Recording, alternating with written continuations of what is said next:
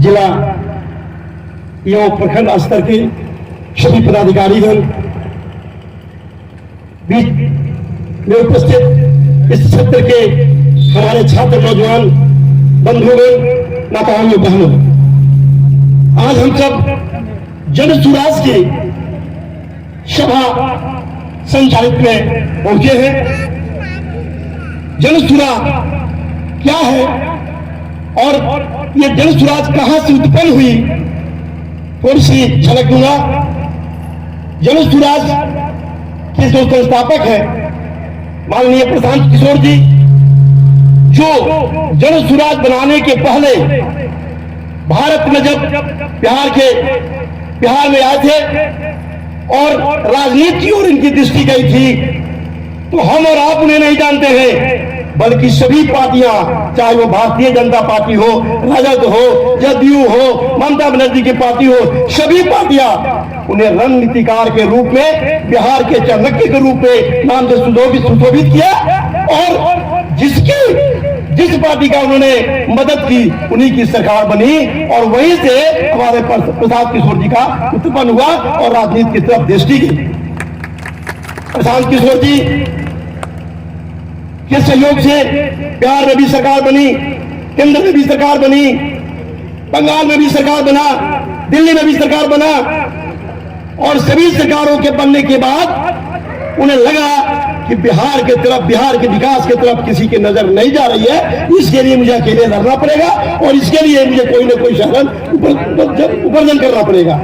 तो बंधुओं, प्रशांत किशोर जी एक ऐसे व्यक्ति हैं, उनकी एक ऐसी सोच है, उनका उद्देश्य अन्य पार्टियों की तरफ राजनीति करके पैसा अर्जित करना नहीं, धन कमाना नहीं, बल्कि बिहार के विकास में, बिहार के बदलाव के लिए, बिहार में शिक्षा के सुधार के लिए, बिहार में कृषि के सुधार के लिए, दुकानदार छोटे छोटे भाइयों के सुधार के लिए, कैसे बिहार का बदलाव होगा, कैसे यहाँ के लोग विकास करेंगे, उनकी सोच यहाँ है। और इसी बात को लेकर जनता की जन सुराज जो जनता का हो, जनता के लिए हो और जनता के द्वारा चुनी हुई लोग हो, इसमें कोई नहीं है कि जन सुराज के अध्यक्ष कौन है, जन सुराज के सभापति कौन है। ये एक प्रखंड लेवल पर, जिला लेवल पर सिर्फ एकजुट करने के लिए, लोगों के अंदर जागृति पैदा करने के लिए ये बनाया जा रहा है। अब ये पूर्ण रूप से पार्टी नहीं बनी है, लेकिन आपको लगता होगा जितने दिनों से पद यात्रा प्रशांत किशोर जी कर रहे हैं, ये पद यात्रा नहीं, बिहार वासियों के अंदर जो बिहार के विकास के लिए, जो पढ़े लिखे लोग राजनीति में आने से डरते थे, जो पढ़े लिखे लोग ये संज्ञा देते थे कि राजनीति अच्छे लोगों की चीज नहीं है, अब वही लोग प्रशांत किशोर जी के आग्रह पर प्रशांत जी को साथ चलने के लिए तैयार हैं और ये जानते हैं कि अगर जो पढ़े लिखे लोग आगे नहीं, अगर राजनीति में आगे नहीं आएंगे तो निश्चित रूप से कोई ना कोई बेवकूफ हमारा मुख्यमंत्री होगा, कोई ना बेवकूफ मुख्यमंत्री हमारा प्रधानमंत्री होगा और हमें उसी के अंदर में रहकर इस सरकार में रहना पड़ेगा।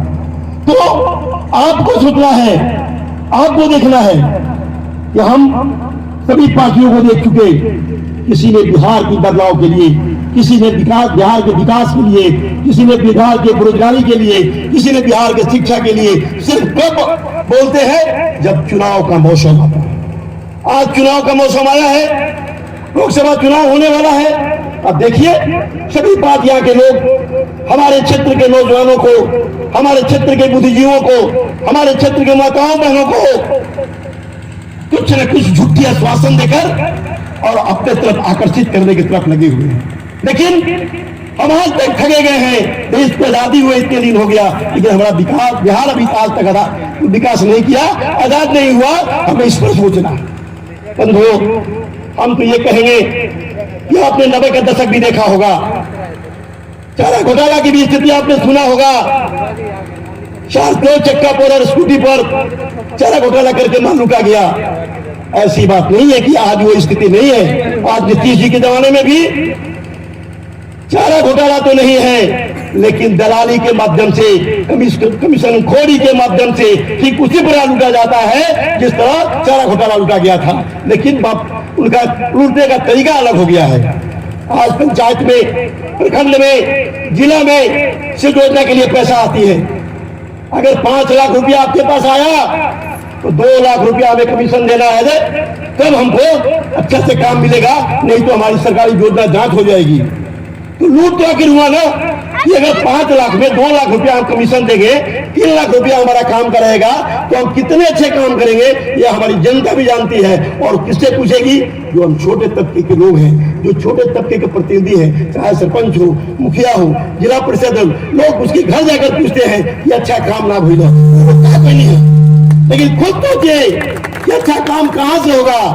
लूटने का धंध किया है, हमें कमीशन खोरी में हमें देना पड़ता है। अगर आप कमीशन नहीं दिया तो झूठी योजना के नाम पर आपको फंसाया जा रहा है। केंद्र सरकार से बड़ी बड़ी देखे कि अभी योजना को आपको लाभ दिखाया जा रहा है, बड़ी बड़ी योजनाएं टीका लगा कर दिखाया जा रहा है। आप उनसे पूछिए कि किसी गरीब से पूछे हैं? मंत्री जी आते हैं, भाषण देते हैं, ये लाभ हुआ, वो लाभ हुआ, किसी गरीब के घर जाकर पूछा कि अनाज जो मिलता है आपको भरपूर अनाज मिला? कोटेदार आपको भरपूर अनाज देता है? इंदिरावास की बात करते हैं तो पूछिए इंदिरावास से कि अगर आपने पाया है तो कितना पैसा आपने खर्च किया है? बंधुओं, राजनीति तो करना ही है। अगर आप इस जन्म लिए हैं, इस धरती पर हैं, तो आपको राजनीति करना पड़ेगा। लेकिन एक बार आप लोग प्रशांत किशोर जी का सहयोग करके, प्रशांत किशोर जी के विचार को मान करके, उनकी विचार को देख करके आप बिहार के बदलाव के लिए, बिहार के विकास के लिए, बिहार के शिक्षा के सुधार के लिए आप अपना सहयोग करें। मैं वादा करता हूं, मुझे विश्वास है कि मेरे राजनीति करने से नहीं, हमने भी 20 साल इस पंचायत में पंचायत का मुखिया रहा और मैं खुलकर इस स्टेज से बोलता हूं कि हम लोग इतना इमाम है, प्रतिनिधि रहते हुए आपके सामने हाथ जोड़कर कहना पड़ता है क्या करूं यार, कमीशन इतना ही काम ढंग से नहीं कर पाऊंगा। लेकिन सच्चाई यही है कि एक कमीशन के चलते आपका काम सही नहीं हो रहा है। इस कमीशन खोरी को बंद करने के लिए, इस कमीशन खोरी को रोकने के लिए हम सबको एकत्रित होकर एक बार जात धर्म रीति रिवाज भाई भतीजावाद सबको छोड़कर प्रशांत किशोर जी का सहयोग कीजिए और उन्हें आगे बढ़ाने में भरपूर मदद कीजिए, कंधा से कंधा मिला के चलने का काम कीजिए। धन्यवाद।